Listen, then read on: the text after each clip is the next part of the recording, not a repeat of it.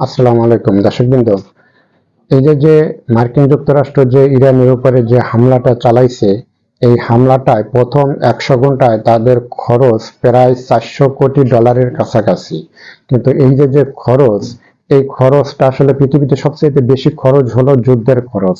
কারণ একটা দেশ যখন আরেকটা দেশের উপরে যুদ্ধ করে বা দুটো দেশ যখন যুদ্ধ লেগে যায়, তখন এই যুদ্ধের খরচ মিটাইতে মিটাইতে ওই দেশের অর্থনীতি একবারে পঙ্গু হয়ে যায়।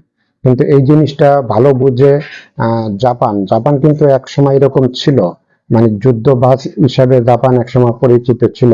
কিন্তু জাপান কিন্তু মায়ের খেয়ে ভালো হয়ে গেছে।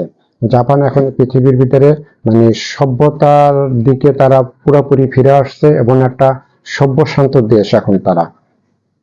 জাপান কিন্তু এখন এই যুদ্ধটা পছন্দ করে না। কিন্তু এই যে মার্কিন যুক্তরাষ্ট্রের যে যুদ্ধটা, এখন মার্কিন যুক্তরাষ্ট্রের যারা সরকারি প্রতিনিধি আছে তারা চাচ্ছে আসলে এই যুদ্ধটা এখনই বন্ধ হোক। কিন্তু বিভিন্ন ইশারা ইঙ্গিতে বিভিন্ন ভাবে তারা চাচ্ছে যে আসলে যুদ্ধটা বন্ধ হোক, এবং সেইভাবেই কিন্তু তারা কথাবার্তা মানে বলতেছে। কিন্তু ইরান মনে হয় চাচ্ছে না যে যুদ্ধটা খুব তাড়াতাড়ি বন্ধ হয়ে যাক। ইরান চাচ্ছে না, কারণ ইরানের লাভ ক্ষতি কোথায় সেটা ইরানই ভালো জানে। সেটা আমরাও একটু বুঝি, কিন্তু এই বিষয় নিয়ে পরে একটা নিউজ তৈরি করব।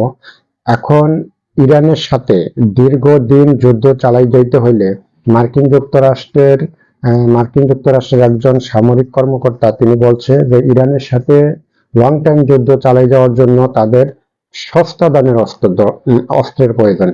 অর্থাৎ ইরান যে সস্তা অস্ত্র ব্যবহার করতেছে, ঠিক এইরকম খুবই সস্তা মূল্যের অস্ত্র তাদের প্রয়োজন। কিন্তু এত তাড়াতাড়ি এই সস্তা মূল্যের অস্ত্র তাদেরকে কে দিবে? এই মুহূর্তে তাদেরকে এই সস্তা মূল্যের অস্ত্র কে দিবে? এই সস্তা মূল্যের অস্ত্র একমাত্র ইরানই তৈরি করে, এবং ইরানই তৈরি করে পুরা পৃথিবীকে তাক লাগিয়ে দিয়েছে। এখন মার্কিনিরা যদি ইরানের উপরে বিমান হামলা চালায়, তাহলে তার যে খরচ, তার যে ব্যয়বহুল খরচ, এটা এই এই মুহূর্তে আমার মনে হয় যে মার্কিনীদের জন্য এই খরচ মেটানোটা তাদের জন্য অনেক ব্যয়বহুল। এবং আমেরিকা যে অর্থনৈতিক সংকটের দিকে, সেটা আসলে বোঝা যাচ্ছে তাদের যে বিভিন্ন ধরনের যুদ্ধের খরচের কথা চিন্তা করে, আবার যুদ্ধটা বন্ধ করা নিয়ে তাদের একটা যে মানে কথাবার্তা, এসব কথা শুনে আসলে বোঝা যাচ্ছে যে আসলে তারা যুদ্ধটা আসলে চাচ্ছে না। কিন্তু বাংলায় একটা কথা আছে যে ভেঙ্গুরের চাকে আসলে তারা পাড়া দিয়ে ফেলাইছে।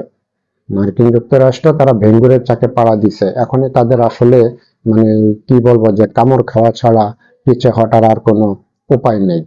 তো দর্শকবৃন্দ, যদি ভিডিওটা ভালো লাগে লাইক ও সাবস্ক্রাইব করবেন, যারা পেজে দেখবেন তারা একটু ফলো দিবেন। সবাই ভালো থাকবেন, সুস্থ থাকবেন।